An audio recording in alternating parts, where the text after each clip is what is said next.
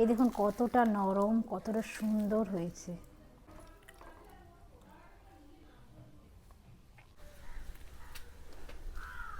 নমস্কার, কেমন আছেন আপনারা সকলে? আশা করি ভালো আছেন। এই যে দেখছেন, আবার আজকে চলে এসেছি একটা নতুন রেসিপি নিয়ে। কাবলি ছোলা বা চানা পনির আর হচ্ছে লাচ্ছা পরোটা। চলুন আমি লাচ্ছা পরোটা আর হচ্ছে কাবুল ছোলার তরকারি পনির দিয়ে কীভাবে বানাই আপনাদের সঙ্গে সেটাই আজ দেখাবো। যারা যারা আমার চ্যানেলে নতুন তারা প্লিজ আমার চ্যানেলটিকে সাবস্ক্রাইব করে যাবেন, লাইক কমেন্ট শেয়ার করতে অবশ্যই ভুলবেন না। আর যারা আমার ফেসবুক পেজ থেকে এই ভিডিওটা দেখছেন তারা প্লিজ আমাকে ফলো করে আমার পাশে থাকবেন। এটা একটা নতুন চ্যানেল, প্লিজ আমাকে পাশে থাকবেন। এই যে দেখতে পাচ্ছেন কাবুল ছোলা, এটা কাল রাত থেকে আমি ভিজিয়ে রেখেছি, কতটা সুন্দর ফুলে গেছে। তা চলুন আমি কি করে বানাই এই রান্নাটা আপনাদের সঙ্গে শেয়ার করে নিচ্ছি। এর জন্য যা সমস্ত উপকরণ দরকার সেগুলো আমি কেটে নেব। এই দেখতে পাচ্ছেন আলু, আদা, রসুন, পেঁয়াজ, টমেটো, ধনেপাতা, আমার এইসব জিনিসই লাগবে। আমি এগুলো চলো কেটে নিই। এই যে দেখতে পাচ্ছেন পনির, এই পনিরটাকে আমি ভালো করে কেটে নেব।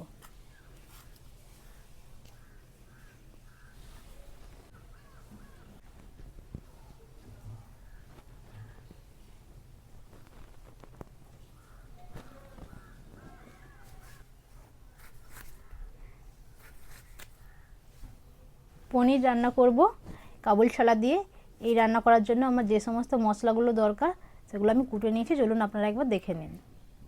পেঁয়াজ, রসুন, আদা, টমেটো, ধনেপাতা, আলু কেটে রেখেছি। এটা কাবুল ছোলা ভেজানো আছে রাত্রেবেলা থেকে। পনির, এই দেখুন নুনটা আমার ধরে গেছে, আমি এর মধ্যে কড়াইটা চাপিয়ে দেব। ছোলাগুলোকে দিয়ে দিই এবার কড়াইয়ের মধ্যে।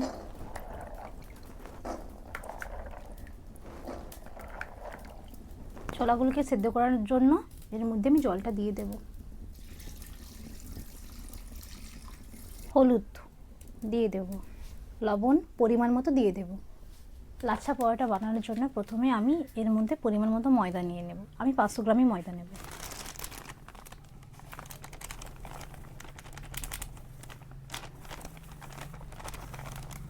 আমি এর মধ্যে সমপরিমাণ আটাও দেব, 200 গ্রাম, সমপরিমাণ থেকে একটু কম। এই যে আটা, চিনি আমি এর মধ্যে দিয়ে দেবো পরিমাণ মতো।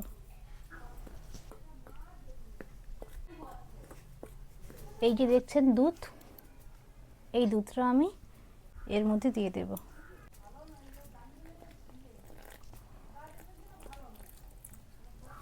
এই যে দেখুন জল, আমি লাচ্ছা পরোটার যে ডোটা করছি এর মধ্যে কিন্তু জলটাও লাগবে, আমি তার জন্য দিয়ে দেব। ডোটা আমার খানিকটা মাখানো হয়ে গেছে, এর মধ্যে আমি সুজিটা দিয়ে দেব। 1 চামচ পরিমাণ সুজি দেব। আমি সামান্য পরিমাণ ঘিও দেব এর মধ্যে।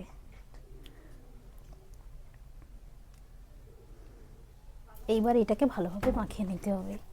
আমি যতবারই লাচ্ছা পরোটা আর হচ্ছে পনির তরকারি বানাই, আমি শুধু পনিরই করি। আজ আমি কাবুল ছোলা দিয়ে পনির রান্না করছি। আপনাদের দাদাভাই কিন্তু এটা খুব পছন্দ করে, আর ও প্রায়ই বলে আমাকে এই রান্নাটা করে দাও। আজ কিন্তু আমি নিরামিষ দেখাচ্ছি না, আমি বাড়িতে প্রায় নিরামিষই করি রান্নাটা। আপনাদের আরও একদিন আমার নিরামিষ রান্নাটা দেখাবো। আজ আমি আমিষ করবো, মানে পেঁয়াজ রসুন দিয়েই বানাবো। দেখুন কতটা সুন্দর ডোটাকে মাখিয়েছি। এটা আমার মাখানো হয়ে গেছে, আমি এটা ঢাকা দিয়ে কিছু সময়ের জন্য রেখে দেব। আর আপনাদের একটা কথা বলা হয়নি, আমার ছেলে এখনও আসেনি। আমার ছেলে ঘুম থেকে উঠলে ও এটা দেখতে পেলে খুব খুশি হবে, এটা ওর খুব পছন্দের একটা খাবার। মানে এরা বাবা আর ছেলে যে কোনো জিনিস হোক এতটাই, মানে এইসব জিনিস এত পছন্দ করে কি বলবো আপনাদের। এদের জন্যই আমার মেনলি এগুলো বানানো। এই দেখুন আমি এটা মাখানো হয়ে গেছে, আমি এর মধ্যে সামান্য পরিমাণ সাদা তেল দিয়ে রেখে দেব। এই দেখুন ছোলাটা কতটা পরিমাণ সিদ্ধ হয়ে গেছে, এটাকে আমি নামিয়ে নেব। চলুন এটাকে নামিয়ে নিই।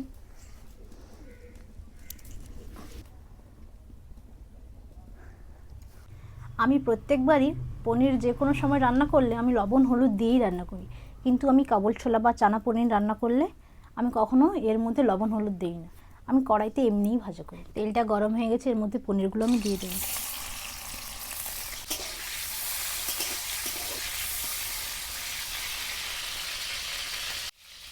তুমি এই রান্নাটা কোথা থেকে শিখেছো?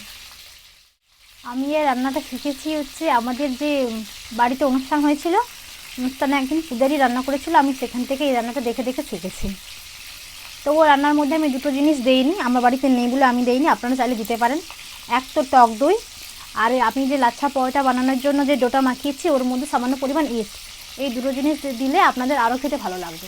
আমার বাড়িতে এখন ইস্ট আর টক দইটা নেই, আমি এই জন্য টক দই আর ইস্ট বাদে রান্নাটা করে দেখাচ্ছি আপনাদের। বাড়িতে যা আছে আমি তাই দিয়েই রান্না করি। এই দেখুন পনিরটা থেকে কতটা রং ছেড়ে গেছে, লাল লাল করে ভেজে নেব এটাকে। আর পনিরটা নাম করে নিই আমি, এবার হয়ে গেছে আমার পনির। এবার আলুটাকে আমি ভেজে নেব, এই কড়াইয়ের মধ্যে দিয়ে দিই।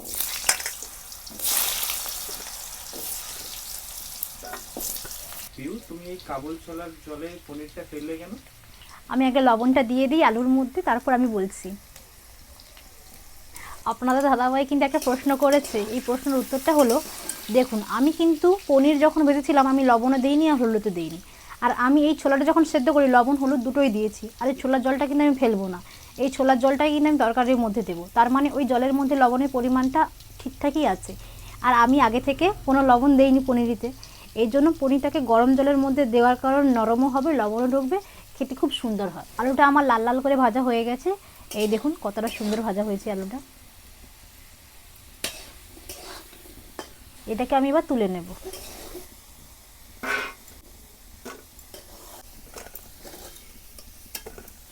আমি আলুগুলো নামিয়ে নিয়েছি, ওই তেলের মধ্যেই আমি দিয়ে দেব তেজপাতা, লঙ্কা, জিরে, এলাচ আর কাঠছাল। চলুন এগুলো দিয়ে দিই। হ্যাঁ কাঠছাল দেবো মাম্মাম।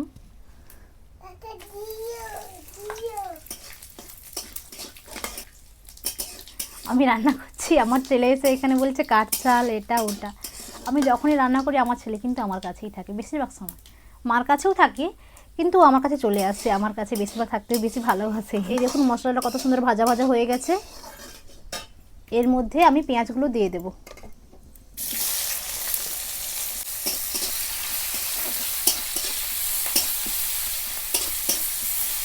পেঁয়াজগুলো আমার লাল লাল করে ভাজা হয়ে গেছে, দেখো কতটা সুন্দর ভাজা হয়েছে। আমি এর মধ্যে আদা রসুন বাটাটা দিয়ে দেব। দিয়ে দেবো। আজকে কি হয়েছে জানি না, আমার ছেলে আজ ক্যামেরার সামনে আসতে চাইছে না। অন্যদিন আমার ছেলে ক্যামেরার সামনে এসে বসে থাকে, আর ওই আমাকে বলে মাম্মাম তুমি এই রান্নাটা করো, আমি ভিডিও বানাবো, আমি এটা করব, আমি গাইস হাই গাইস আমি এটা খাচ্ছি ওটা খাচ্ছি। ও সবসময় এরকমই করতে থাকে। আমি ভিডিওর প্রফেশনে এসেছি এই কিছুদিন হলো, ও ওর আগে থেকেই করতে থাকে। আদা রসুন দিয়ে ভালো করে কষিয়ে নিয়েছি, এর মধ্যে টমেটো বাটাটা দিয়ে দেবো।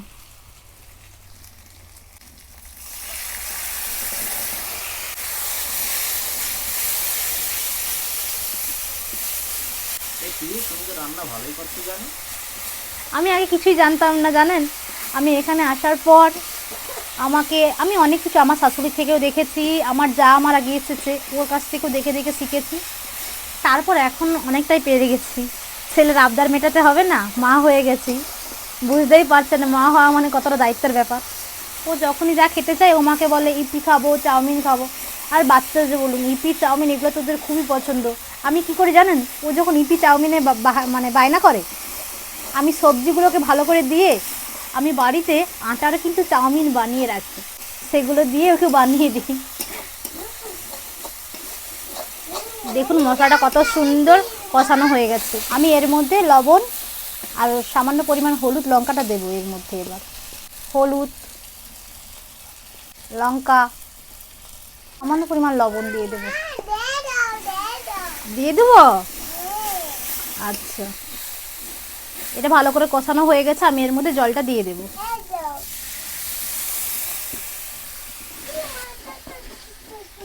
কিসের মশলা? আচ্ছা এটা আমি পনির রান্না করবো বাবা, তুমি খাবে তো পনির?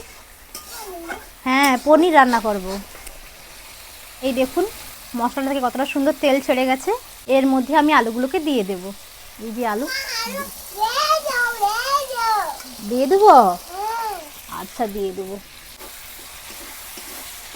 এই যে সেদ্ধ কাবুল ছোলার পনির, এইটা আমি তরকারির মধ্যে এবার দিয়ে দেবো।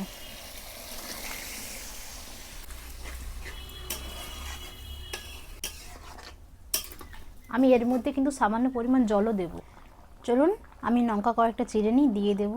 আমি তো জানি মশলা কষার সময় লঙ্কা হোক যে হোক দিতে হয়, তুমি এই সময় দিচ্ছ?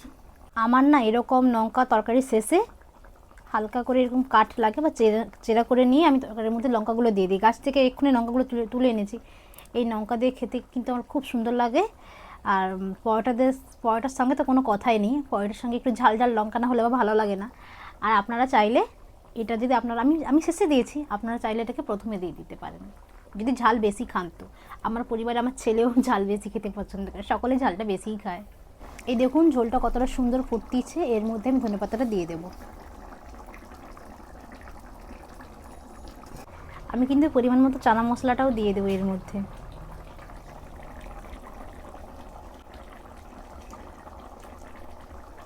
এই পিউ রান্নাটা বেশ সুন্দর হয়েছে, লাল লাল ঝাল ঝাল।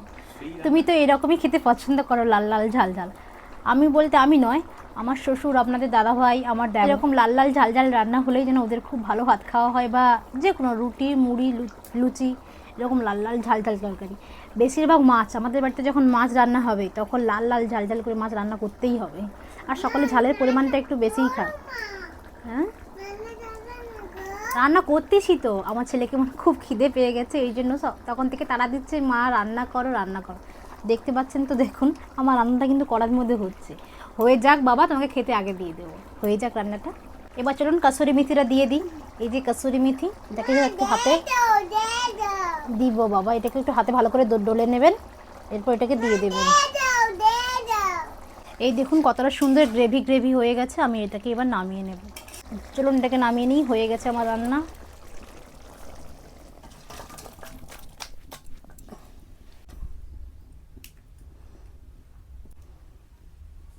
চলুন লাচ্ছা পরোটা বানানোর জন্য তাওয়াটা উনুনের মধ্যে বসিয়ে দেব, গরম হতে থাক তাওয়াটা। এই দেখুন ময়ানটা কতটা সুন্দর ফুলে গেছে, কতটা নরম হয়েছে।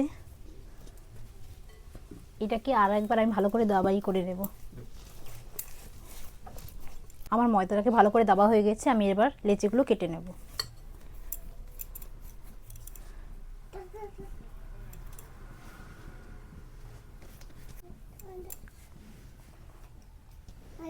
এই যে লেচি কাটা হয়ে গেছে, আমি লেচিটাকে ভালো করে বেলে নেব।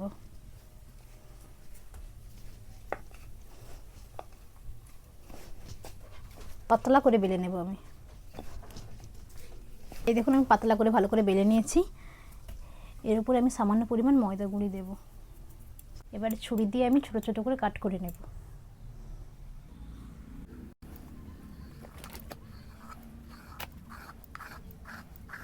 চুলনটা এবার গোল্লা পাকিয়ে নেবে, আলতো করে তুলবেন, দেখবেন উঠে যাবে। এইভাবে করে নিচে ভালো করে ঢুকিয়ে নেবেন। এই দেখুন তো খুব সুন্দর হয়েছে তো। আমি তো এগুলো বানাই, আমি বাড়িতে বানিয়ে আমি জানবো না।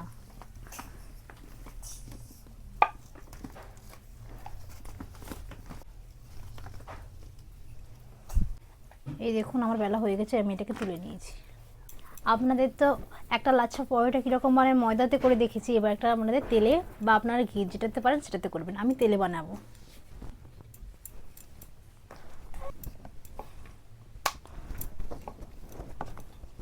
আমি পাতলা করে বেলে নিয়েছি, এবার কাট বসিয়ে দেবো ছুরি দিয়ে। এটাকে ভালো করে গোল্লা করে তুলে নেব।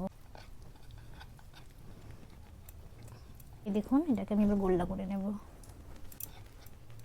এটাকে ভালো করে বেলে নেই। এই দেখুন এই যে বেলতিছি কতটা সুন্দর ছাড় ছাড় হয়ে গেছে। এই দেখুন তেলটা গরম হয়ে গেছে, এর মধ্যে আমি লাচ্ছাটা দিয়ে দেবো ভালো করে।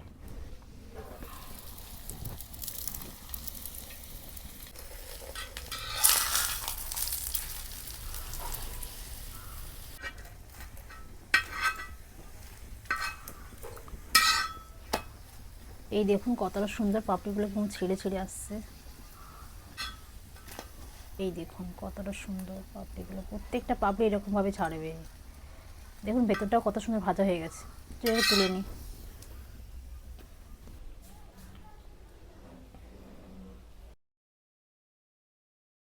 এই দেখুন একটা লাচ্ছা পরোটা আপনাদের দেখাচ্ছি, কতটা সুন্দর নরম, আর ধারগুলো দেখুন কতটা ছেড়ে যাচ্ছে। প্রত্যেকটাই এরকমভাবে হবে। আপনারা, আমি যেরকম বানিয়েছি আপনারা বাড়িতে এরকম বানাবেন। দেখুন এই দেখুন কতটা নরম, কতটা সুন্দর হয়েছে।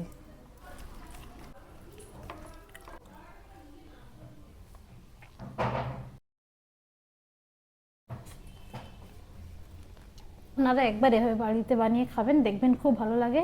আমি বানিয়েছি, আমার বাড়িতে খেয়ে সকলে বলেছে ভালো হয়েছে। স্পেশালি আপনাদের দাদাভাই বলেছে এটা খুব সুন্দর হয়েছে। ধন্যবাদ।